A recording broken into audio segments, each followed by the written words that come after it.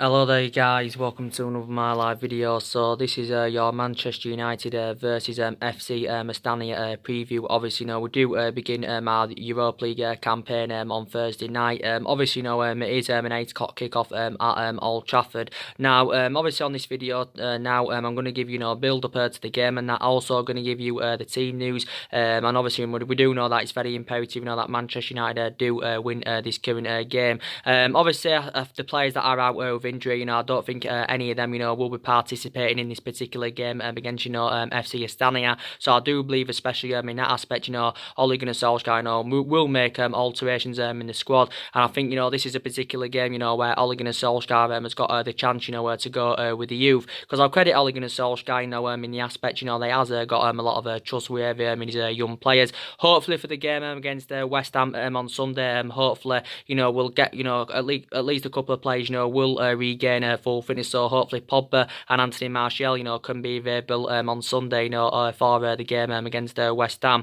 But it was very, very good anyway, that we did get back to winning ways, in the game against Leicester, last weekend. Obviously, I did say prior to that game that was a very imperative game, that Manchester United, did need to win. And it was a good result, if you want to take into account, the amount of injuries we had. Obviously, Leicester have enjoyed a pretty decent start to this season, but we only did win the game by 1-0.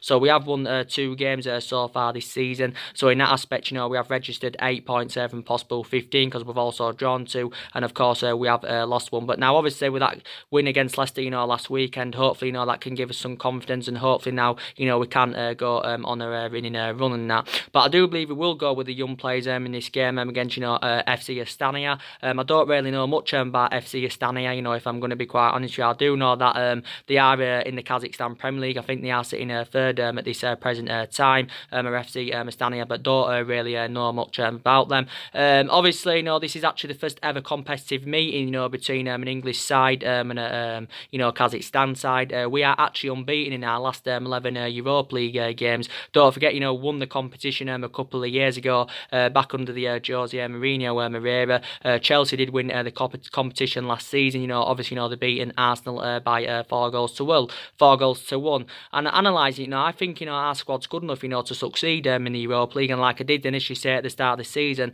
I think it's definitely, good enough. That squad's good enough, to finish in the top 4. And I did say, it's very imperative, that we do get that top 4 this season, because obviously, we do want to get back into the Champions League.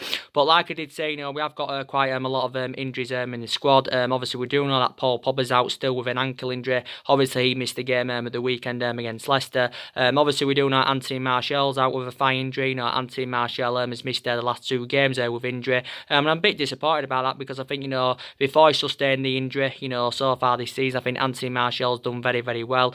Obviously, it got confirmed at the start of the season that Anthony Martial has been given that number 9 shirt. So he's playing more centrally this season, because he seems to be, more effective in that position, even though he's primarily a winner. But I think what I've seen of Martial so far this season, he's replicating, what he did in his debut season with the football club, because he did well, under the Louis van Gaal era, did Anthony Martial. Don't forget the club gave him a new 5-year deal back in January. So Martial is under contract with the football club until 2024. But yeah, I think if he can avoid any more injuries, Anthony Martial, and he can keep the consistency up, I think he can score from at least between 15 to 20 goals this season. He is only 23 years of age. Like I did say, Luke Shaw is out with a hamstring injury. Like I did say, he's missed the last 2 games, just like Anthony Martial. But Luke Shaw, before he sustained this injury, he's had a pretty average start to this season as Luke Shaw. Solskjaer did confirm not too long ago that Luke Shaw, will be out for the next week or 2. So I'm not too sure if he's going to be available for the West Ham game of the weekend. But obviously, Luke Shaw, if analysing the majority of his Man United career, he has been mainly consistent. He has had some rough patches. He's sustained quite a few injuries.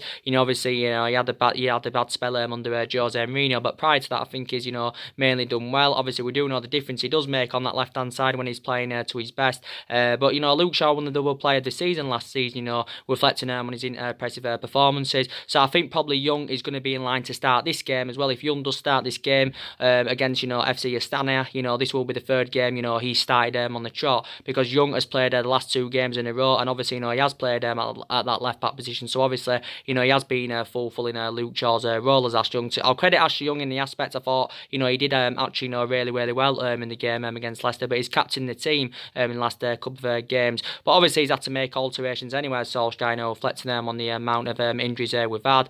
Diego Dalot is still out, so he will not be playing against FC Astana. He's got a groin problem, as you all know. I think Dalot did play a few times throughout pre-season. I think it's unknown, when Diego Dalot, will recover from injury. So we do know he's not going to be available. Jesse Lingard, he could be available. Jesse Lingard, don't forget, he missed the game at the weekend, last weekend against Leicester due to illness. But I think the vast majority of Man United fans anyway, want him dropped for this. What's that? Oh, thanks. Want him dropped at this present time, obviously due to his inconsistency, because Jesse Lingard, hasn't had a great start to this season, but he could be available for this particular game. In regards to Wan-Bissaka, maybe he actually, could be rested for this game, Wan-Bissaka, maybe he's going to rest, key players, for the game on Sunday against West Ham. But obviously, there was doubts before the Leicester game last weekend, that he could have missed that game, because don't forget, Wan-Bissaka had to withdraw from the England squad a couple of weeks ago, was it now? Obviously, due to a back injury, and obviously in that aspect, that prevented him, from making his senior debut with England. So, he would have been infuriated, about that with Wan-Bissaka. A lot of people do believe that Wan-Bissaka, has been one of our most consistent signings so far. But I think, he's doing really, really well at Manchester United, is Wan-Bissaka. And what I've seen of him so far this season, he's replicating, what he did in his, what he did last season, with Crystal Palace, because he only made his senior debut, back in February 2018. But yeah, we've got quite a few injuries. Obviously Eric Bailly's a long-term absence. He's out until the new year with a knee injury. He sustained this injury, throughout pre-season. Obviously, we know, like I said, Fossil Mensah's a long-term absence. Lee Grant is out with injury. I think Daniel James, will definitely get given the start in this game against FC Astana. Daniel James has had a fantastic start to his Manchester United career. He's already scored 3 goals so far this season. If he had scored in the game against Leicester, he would have become the first player, since the Ole Gunnar Solskjaer era, to score in his first 3 Old Trafford games. But obviously, it didn't happen. But Daniel James had a fantastic start to his Man United career. It was good to see him scoring his competitive debut, on the opening day of the season against Chelsea, and he only made his senior debut, for Swansea City, in February of 2018, which was obviously last year. But he's done really, really well so far, and I think his valuation, will continue to grow if he does keep this consistency up. So I think he'll start this game, definitely will Daniel James. I do believe that McTominay, should keep his place in the team as well. Definitely he should keep his place in the team, reflecting on his good performances, because I think, he's become a fruition, this season as McTominay, but I thought it was a fruition, throughout pre-season. In regards to McTominay, being a long-term future, I have got, concerns and elements about that, but I think so far this season, he has done really, really well, and McTominay, is developing, fantastically well.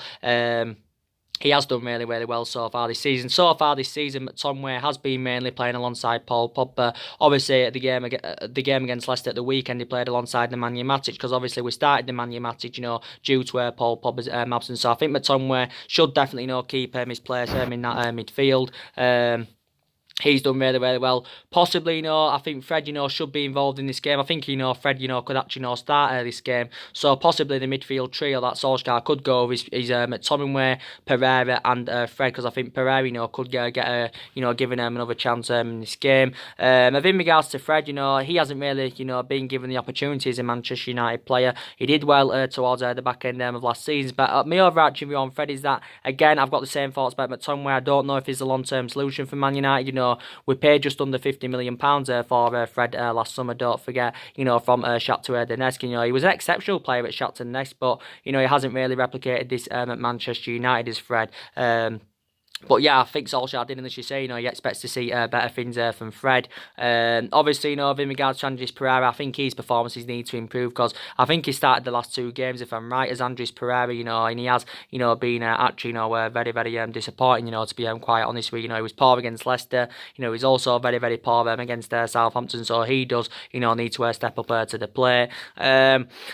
Definitely in this game now, I think Mason Greenwood has got to get given the start. You know, he needs to start from the start, does Mason Greenwood. So I think in that aspect, you know, Rashford, you know, should be dropped for this particular game. Mason Greenwood, you know, he's so far this season, you know, made 4 substitute appearances. But obviously we do know that, you know, Mason Greenwood is demanding more playing time at the football club. I'm surprised he didn't start against Leicester, you know, to be quite honest. Because I think Solsjaker has recently, you know, recently said, you know, that he was irritated, you know, with Rashford's recent performances. You know, obviously Rashford scored the penalty at the weekend to get us that 1-0 victory over Leicester, but his performance was very, very poor against Southampton. So in that aspect, you know, he did receive a lot of criticism, you know, for his bad performance. But you know, Marcus Rashford still says a long-term solution for Man United. You know, even though he hasn't had a fantastic start to this season, but I think probably, you know, Rashford, you know, does need to be dropped for this particular game, because Rashford's played centrally in the last 2 games. Obviously, he has been full in Anthony Martial's role, you know, due to Anthony Martial's absence. But Mason Greenwood needs to play in this game. And reports were emerging out the other week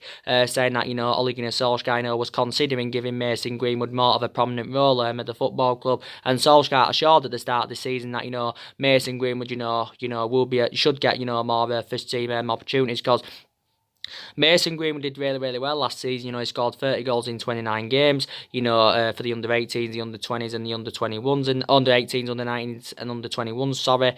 So yeah, he did really, really well, and only made his full debut at the end of last season in the 2-0 home defeat to Cardiff, and he is only 17 years of age, so he should get, you know, given the chance. In regards to Chon now, Chon, you know, could start this game as well, don't forget, because Solskjaer did say the same thing, you know, as he did do with in regards to Mason Greenwood, that, you know, he will get more first team opportunities this season. It recently said the other week that Chon, you know, was in negotiations with the football club, you know, over the possibility of, you know, renewing over the possibility of signing a new contract. Don't forget, earlier on in the summer, you know, it did initially say that, you know, PSV were interested in him. Also, you know, his former club Feyenoord were interested in him. You know, they were interested in getting him out on loan, but obviously Chon had rejected these loan offers because he wants to, you know, remain loyal to the football club, which is good in that aspect, that he wants to commit his future with Manchester United. You know, Chon is only 19 years of age, but Solskjaer said that, you know, Chon needs to work hard, you know, to gain more first team opportunities.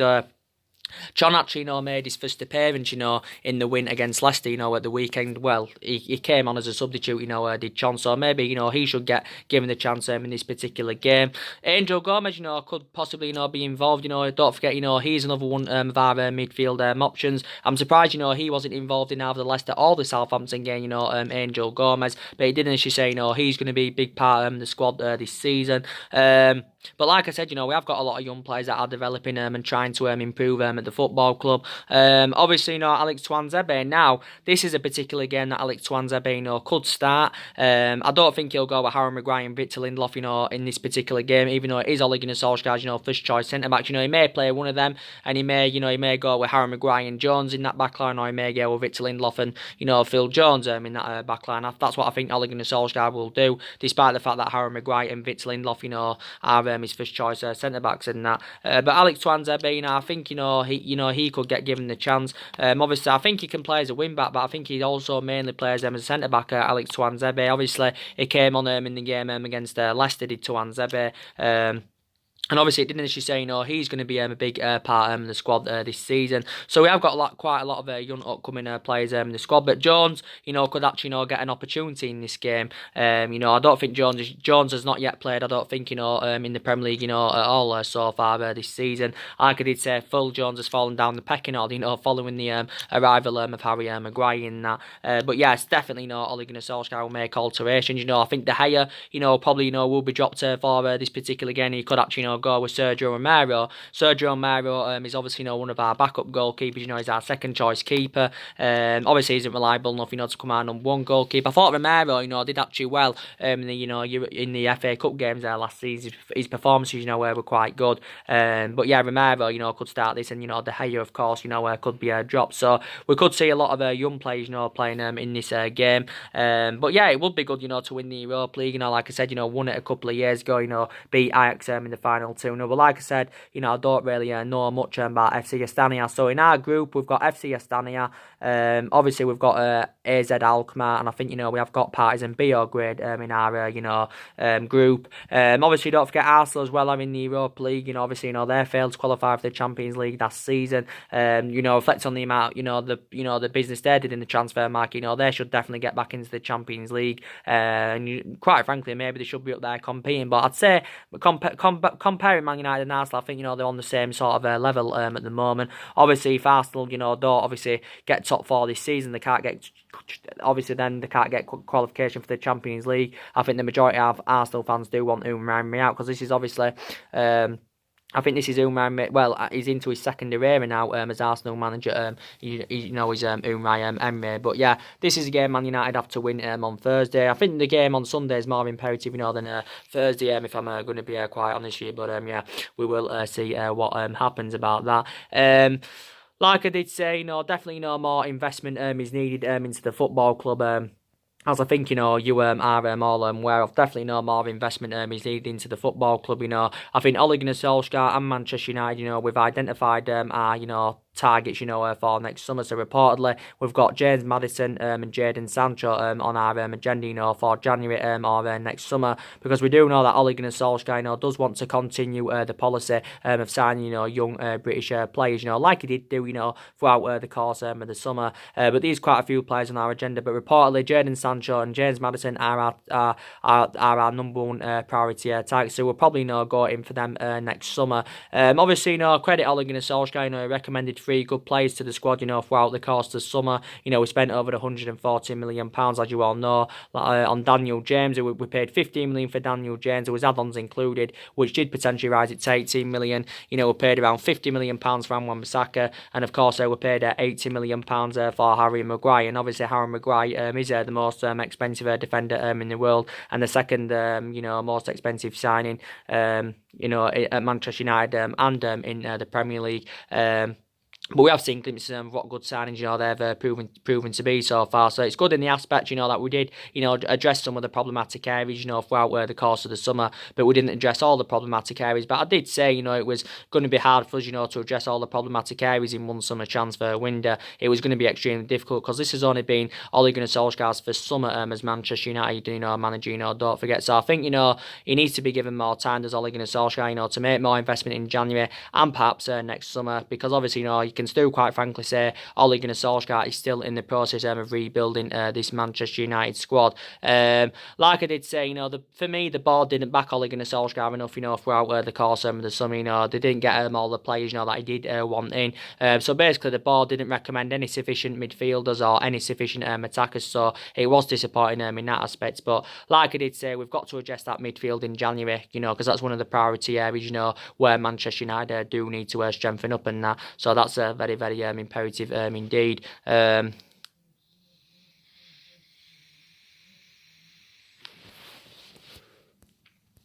But I do believe, you know, with our failure to qualify for the Champions League, you know, I think that mainly went against us in the summer, because I did say, you know, certain players at a certain calibre and level, you know, would have had reservations by joining the football club. But like I said, Ole Gunnar Solskjaer's got to exceed expectation levels at Manchester United, you know, if he's to succeed at Manchester United. Like I did say, I hope his Manchester United tenure, you know, does become successful, because Ole Gunnar Solskjaer's a club legend. You know, he's a great player for Manchester United for 11 years. You know, he flourished under Alex Ferguson's guidance, and he is, you know, following Alex Ferguson's philosophy, you know, like he did say, you know, earlier on in the summer.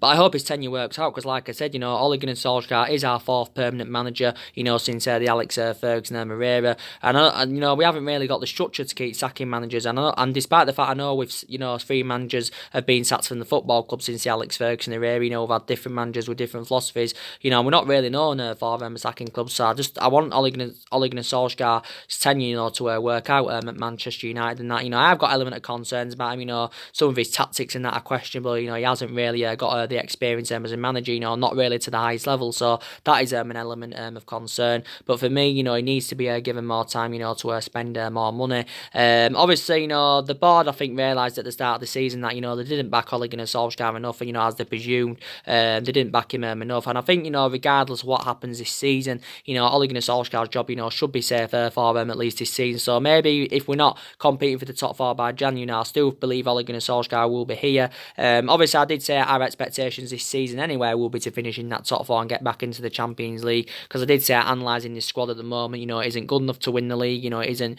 good enough to even mount a title challenge up as yet. I don't think we'll win the league for at least the next 2 to 3 years or so. I'm just being honest and that. But, obviously, we want to get back to winning silverware and that. And this is obviously something that, Ole Gunnar Solskjaer, does want to bring back to the football club. But like I did say, reflecting on the amount of money that's been spent at the football club in the last 6 or 7 years, also, with the dimension and the history of this football club, we should be much more of a commanding position, than we're in now.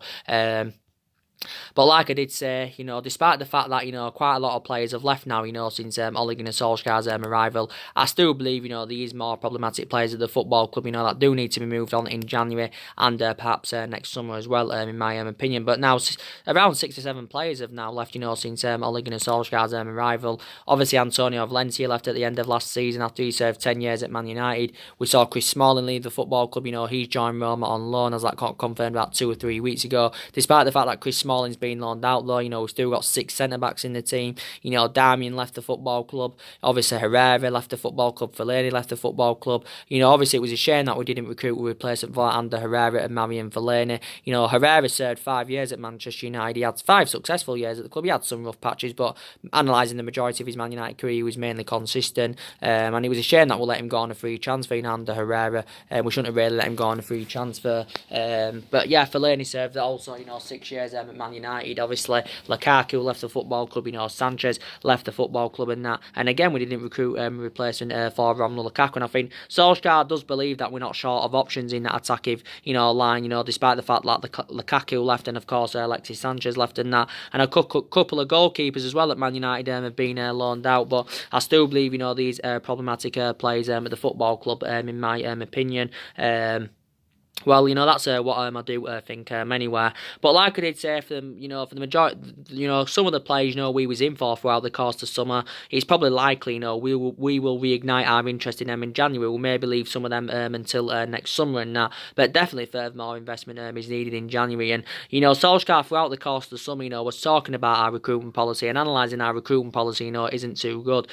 Prior to the summer transfer window, wasn't competitive enough in January. We didn't get our number one targets last summer. Obviously, that was under the Jose Mourinho era. So analysing our recruitment policy, it isn't too good, to be quite honest with you. But yeah, hopefully Ole Gunnar Solskjaer can be back tomorrow in January and next summer. So the news in regards to James Maddison and Jadon Sancho. So now reportedly Man United, we've identified them two as our number one targets, to go in.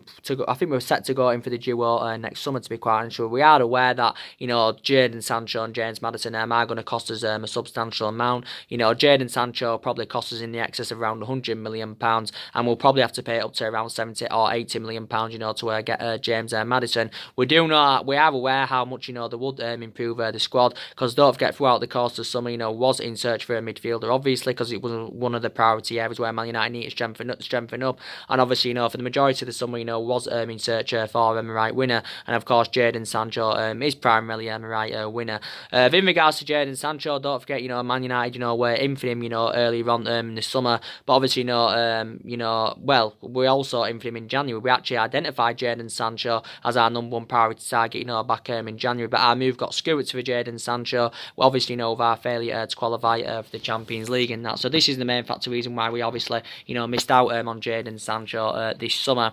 But I think, he's set to leave Borussia Dortmund next summer is Jadon Sancho. And like I said, he's going to cost us a substantial amount, but we've got the financial power to meet that valuation, because obviously the football club are known for, spending big on players and overpaying for players. Like, I'll give you prime examples. We obviously, overpaid for Harry Maguire, we overpaid for Fred last summer. We even overpaid for Lukaku at the time. We got him a couple of years ago. And obviously, when it comes to letting them go, we'll let them go for next to nothing. So in that aspect, that is a bad business from the football club. But Jadon Sancho, for me, would be the right type of calibre player for Man United. He'd be the right solution for the football club, because he can create chances, he can score goals, he can provide assists. And I would be excited about the prospects of Jadon Sancho, playing alongside the likes of Rashford, Martial and Daniel James in that attacking line. So I would be excited about the prospect of that. Jadon Sancho, he's only 19 years of age, don't forget, and he would fit Ole Gunnar Solskjaer's transfer strategy perfectly. Young upcoming British player. Obviously, Jadon Sancho spent 2 seasons with Borussia Dortmund. He's now into his 3rd season as a Borussia Dortmund player. He's still under contract with them, don't forget, until 2022. But I think if Jadon Sancho come back to the Premier League, it would help him with his development more. It would create a better platform for him, because it would be beneficial anyway, because don't forget Jadon Sancho has already had the experience of playing in the Premier League. Don't forget he served a couple of years with Man City, obviously never really got assured first team opportunities at Man City, so obviously this is the main factor reason why I left Manchester City, to join Borussia Dortmund. And Borussia Dortmund, got him for next to no. They only paid around £7 or £8 million for his services, so obviously reflecting on his performances in the last in the last 2 seasons with Dortmund, obviously his valuation has grown, his valuation is grown by some margin, to be quite honest with you. So yeah, I'd love him at Manchester United. In regards to James Maddison, now we do know he's primarily an attacking midfielder, is James Maddison, even though Brendan Rodgers has played him on the left hand side, I think quite a few times this season. James Maddison, now we inquired about James Maddison's services earlier on in the summer. Obviously, we was tentatively linked with him early on in the summer. So what I mean in that aspect is that he wasn't obviously one of our main priority targets was James Maddison, and that like I said, Leicester probably would demand a similar fee to what they demanded for Harry Maguire. They probably would demand in the excess of around £80 million. If they were willing to do any business for James Maddison. It reportedly said we've been interested in James Maddison since June. Obviously, this is James Maddison's second season at Leicester. It's his 2nd season in the Premier League, because don't forget last season was his debut season in the Premier League. He was involved in 14 goals last season with James Maddison and that, so his performances were quite impressive. He actually created more chances than any other player in the Premier League last season. I think he must have created around 100 chances, and James Maddison is 22 years of age, like I said. He's got 4 years left on his current contract with Leicester, but Leicester do know how much of an imperative player he is. Obviously, Leicester I think paid around £20 million for him last summer from Norwich, and he did serve a good couple of years in the Championship with Norwich. Don't forget he also had a loan spell in Scotland with Aberdeen. He initially began his career with Coventry when he was younger, and I do believe, there was quite a few teams tracking him them. So reportedly, that I think we're set to go in for that duo next summer. So say we pay £80 million for James Maddison and £100 million for Jadon Sancho. Obviously, that's £180 million there, we're spent on 2 players and that. But I did say, in these markets this day and age, you've got to overpay for players anyway. So I think there possibly, could be Ole Gunnar Solskjaer's next two signings. We could possibly reignite our interest in Bruno Fernandes in January. Don't forget, Bruno Fernandes, was one of our main priority targets, throughout the course of the summer. But it was, disappointing, that we didn't, get Bruno Fernandes, into the football club. So I was very, very, disappointed about that. Sean Longstaff now, don't forget, he was another player, Manchester United were in for, throughout the course of the summer. Again, he's young, upcoming British player, is Sean Longstaff. I think he was actually, one of our main priority targets throughout the course of the summer. We inquired about getting him in. But obviously, Newcastle, remained ruthless, about Sean Longstaff. Basically, Newcastle do know how much of an imperative player he is, and Newcastle basically priced him out of the market earlier on in the summer. They said they quoted out that they wanted around £50 million.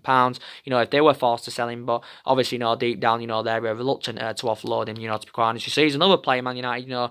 We could reignite our interest in January in that. But definitely, we need to see more incomings and that at the football club anywhere. Definitely.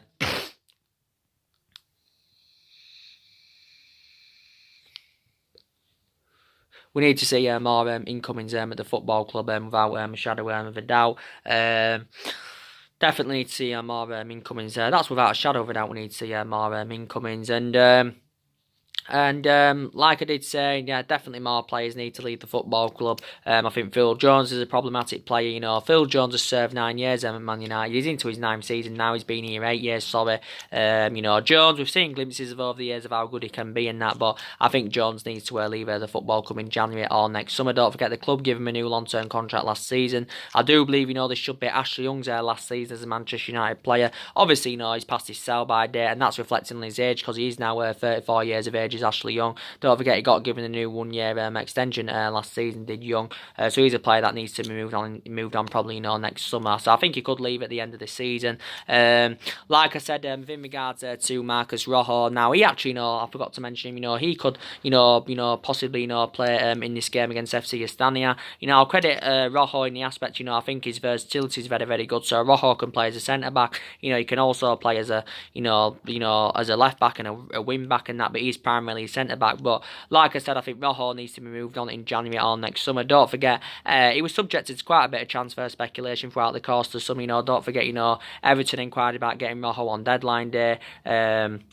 Obviously, the likes of Marcel at AC Milan and Monaco also inquired about getting Marcus Rojo. He's just got under 2 years left on his contract on Man United, and I think his Man United career has been mainly affected with the amount of injuries he has sustained. So I think he's another player that needs to go. And we could cash in for him in January or maybe next summer because he's got I think just under 2 years left on his contract, and I think we could maybe get from between 15 to 20 million pounds for him. In regards to Nemanja Matic, now I think he's definitely another problematic player at the football club. Obviously, I did update you not too long ago. It come out I think in the last couple of days saying that that Juventus were interested in signing Nemanja Matic on a free transfer next summer, because we do know that Nemanja Matic has got a current only a year, well under a year left on his contract, so his current contract expires at the end of the season, but there is an option for Man United to extend his contract by a further year. Analysing Nemanja Matic's career at Man United so far, I think he has been mainly inconsistent, if I'm going to be quite honest with you. We have seen glimpses, of how good he can be in that, but I've got a lot of element of concerns about him, and obviously, that's with how slow he is. He makes that midfield look totally imbalanced, and I think due to his inconsistency, he's no longer a first choice at Manchester United, because actually Matic was a first choice last season. But now I do believe, he's too inconsistent. And plus, he isn't getting any younger, he's aging up now. He's 31 years of age, his Matic. So, reportedly, he did say Juventus are interested in getting him on a free transfer next summer. Obviously, don't forget, Juventus are known for getting players on free transfers, in recent years. They did it with Emre Can. They did it with Adrian Rabiot and Am Ramsey this summer, don't forget. And Juventus did do good business, throughout the course of the summer. But I think, Nemanja Matic, has given his overarching view on, his situation with Man United now, and he's infuriated with the lack of game time he's getting this season. Don't forget, he only made his first start this season in the 1-0 victory against Leicester last weekend, but he only started the game due to Paul Pogba's absence. So I think Matic is infuriated in that aspect. Obviously, Man United paid around £40 million for him a couple of years ago from Chelsea. Obviously, he did sign a 3-year contract at that point. We got him under the Jose Mourinho era, so he did get, that reunion with Jose Mourinho, did Matic. Matic, since his arrival in 2017 from Chelsea, he's made 88 appearances for the club in all competitions, or he's at 89, so he's not far now from making a century of appearances. Obviously, I think 66 of those appearances have come in the Premier League, so I think definitely Matic is a player that, needs to be moved on in January or next summer. So, yeah, another problematic player at the football club. But I did say, likes of McTominay, Pereira or Fred, they're much better solutions than Nemanja Matic. So he's initially lost his place in the team, to Scott McTominay, basically. But yeah, I think, he definitely needs to be moved on. Obviously, as I did give you the update last week, yeah, it was last week, I think it was, in regards to, the new director of football at Man United. And I did actually say earlier on in the summer, that we do need a director of football in at the football club. Obviously, for the entirety of the summer, basically, wanted to get a director of football in. Obviously, there was quite a few, candidate names linked with the director's role at Man United. Ed Woodward had spoken to likes of Rio Ferdinand, Darren Fletcher, and Patrice Evra and that, regarding roles at the football club because they're former Manchester United players, but we didn't get a director of football in earlier on in the summer. So, but recently, he said last week, there was a lot of talks about Edwin van der Sar, coming back to Man United as the new director of football at the football club because reportedly Ed Woodward had identified, Edwin van der Sar as the right, as the right candidate, to come to the football club. Obviously, Ed Woodward's going on the experience of Edwin van der Sar, and obviously he knows the traditions of the football club. And don't forget, Edwin van der Sar has got that experience because he's been CEO at Ajax since 2016 in that. And I think, Ed Woodward is happy with the work he's done at Ajax. And I think if he did come to Man United, I think he would be reliable, to oversee our transfer business and that. But he isn't assured that Van der Sar will come in. But there was just a lot of speculation, going on about it last week. But I did say we need a director of footballing because we do need a structural change and that at the football club. We need structural change and that at the football club, in my opinion.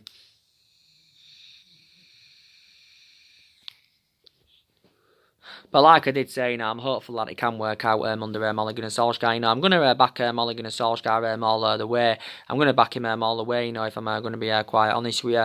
And like I did say, he did well, when he was interim manager, last season, in that 3-month period, don't forget, the results were good. He got the best out of these group of players, and he exceeded expectation levels. But since he got the job earlier on this year, back in March, it has just seemed to all gone wrong. But we've got to give him time, I do believe. Don't forget, reflecting back under the Alex Ferguson era, don't forget, Ferguson, didn't win out in his first 4 years at the football club. When we got him in from Aberdeen back in 1995, or was it 1996, he didn't win out in his first 4 years, and then look what he produced. He's one of the most successful managers. Obviously, we had 20 odd years of success under Alex Ferguson. I did say, regardless of who our manager is, no one's going to ever follow Alex Ferguson's legacy. We're never going to replicate what we did under Alex Ferguson. Obviously, that's obviously something we've got to accept in that. But like I said, a hell of a lot of money's been spent at the football club in the last 6 years. I do believe, around nearly £900 million has been spent in the last 6 years in all the managerial areas. Over £140 million spent under Solskjaer this summer. Just under £400 million was spent under Mourinho. He recommended 11 players in. Obviously, over £200 million was spent under Van Gaal. Obviously, around £67 million was spent under David Moyes and that. So it works out to around £900 million, nearly £900 million. If you want to take into account what was spent under Ferguson, obviously it's way over £1 billion that's been spent. Obviously, if you want to take into account as well, with the wages that, certain players are on and that at the club, because these now players on big wages the football club, as you all know. But yeah, a hell of a lot of money's been spent at the football club and that. But I just think, so far this season, we haven't enjoyed a great start to this season and that, but, I still probably believe, Gary Neville believes, we're on the right track under Ole Gunnar Solskjaer. I just think, we need to be more clinical enough in front of goal. This is something, that Manchester United do need to justify because we're not being clinical enough in front of goal, and this is the main factor is, why we are scoring enough goals. So far this season, we've only managed 8 goals in 5 games, so that's quite poor, to be quite honest with you. That's quite poor, to be quite honest with you. Obviously, I give you the big breaking news, didn't I, earlier on, in regards to David De Gea. We do know now that David De Gea has committed his future, he's committed his long-term future with Manchester United, which is very, very good. It got confirmed yesterday, yesterday afternoon, I think it was, that David De Gea has signed a new long-term contract with Manchester United. He signed a new long-term contract with Manchester United, obviously, which ends speculation regarding his future. He has signed a 4-year contract, with an option of a 5th year, so it means he'll stay with the club until 2023. And De Gea, has got a massive increase in his wages. I think he's going to earn around from between £350,000 to £375,000 a week. So obviously, that does make him the highest paid goalkeeper in the world. Also makes him the highest paid at the football club. So very, very delighted at that. So he's got from between £150,000 to £175,000 pay rise, because on his current deal he was on around £200,000 a week and that. But I'm very, very glad that David De Gea has signed a new long-term contract at the football club. Obviously, David De Gea, he loves the football club, as we all know. Obviously, it's a privilege, with the 8 years he's been at Manchester United, it's been a privilege, Obviously, it's good that he's got that opportunity, to continue now his career with Manchester United. But now, obviously, he's got that new contract and that. I think, his performances, will, improve in that, because he hasn't, performed to the same sort of level, as he has done for the majority of his Man United career. He has been a bit average in the last 5 or 6 months. He was making costly mistakes towards the back end of last season. But I did say, the main part of his mistakes and that was mainly to do with the contractual situation. Because don't forget, the football club, were in negotiations getting David De Gea a new contract, for probably around 18, 19 months and that. Obviously, don't forget, for large periods, David De Gea wanted around 350 grand a week, and obviously, Man United were not willing to meet his £350,000 a week wage demands. But obviously, I knew this contract was going to happen. When it came out last week, it was stemming from Duncan Castles, and Duncan Castles, tends to be reliable, the majority of the time. He basically said, did Duncan Castles, that David De Gea had signed a new contract, and that also stemmed out from the Guardian the other week, and they said David De Gea was closer to signing a new contract with the football club. So I knew then, there was quite a lot of trust in it, when it's especially stemming from Duncan Castles. I did initially say it was going to be announced either, over the weekend or, earlier on sometime this week. So it did actually, get officially announced yesterday. So very, very good news indeed. Anyway, very, very happy about it.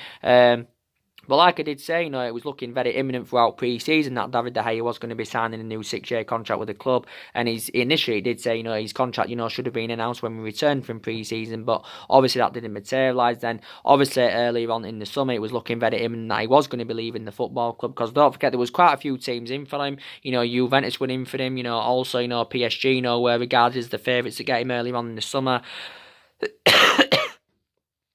Real Madrid had been linked to him for a number of years. Real Madrid, don't forget, were on the brink of getting him in 2015, but due to a fax machine, the deal never materialised. I'm surprised that, he didn't make a return back to Spain, because actually, he began his footballing career in Spain. He's obviously originally from Spain anyway, and he's obviously, his relatives were in Spain, but he began his career with Atletico Madrid, as you all know.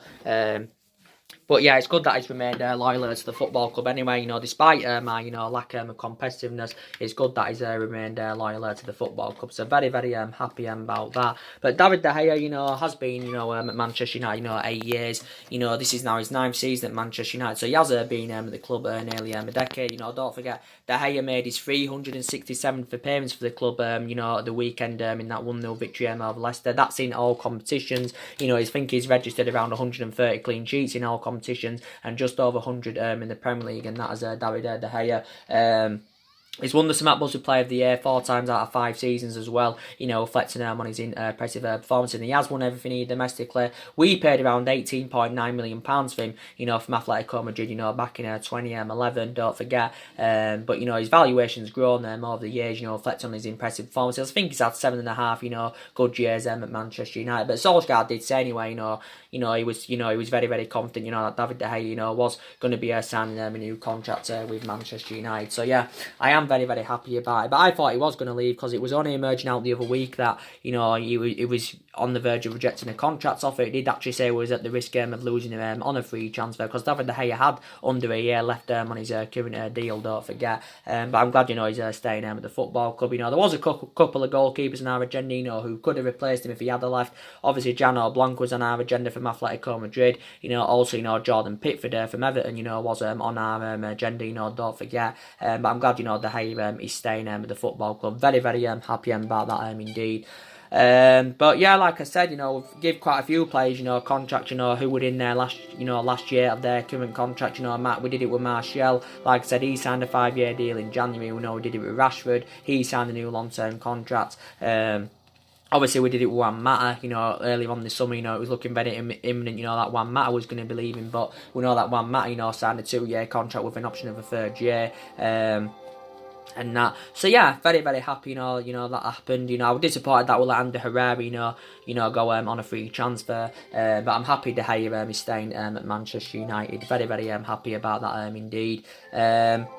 I've also been frustrated with a lack of silverware in the last 6 years or so, 7 years. We haven't really won much. We haven't won out so far under the Ole Gunnar Solskjaer era. We won the Europa League and the League Cup under the Jose Mourinho era. Obviously, that came in Jose Mourinho's first season. Obviously, won the FA Cup under Louis van Gaal era, back in 2016. And we haven't won the Premier League, since 2013. And obviously, that was in Alex Ferguson's last season, don't forget. Obviously, the club's greatest achievement, obviously, was back in 1999. 99 when won the treble, and obviously, you know, that was one of Ole Gunnar Solskjaer's most iconic moments as a player. One of his most iconic moments as a manager was obviously the, you know, the miraculous comeback that we produced last season, you know, against PSG. But I think analysing that squad, it is a pretty decent squad and that, but definitely no further more investment is needed, because you can still see the deficiencies in the Manchester United squad and that. But I think for this particular game, Solskjaer is going to go with the young players and that.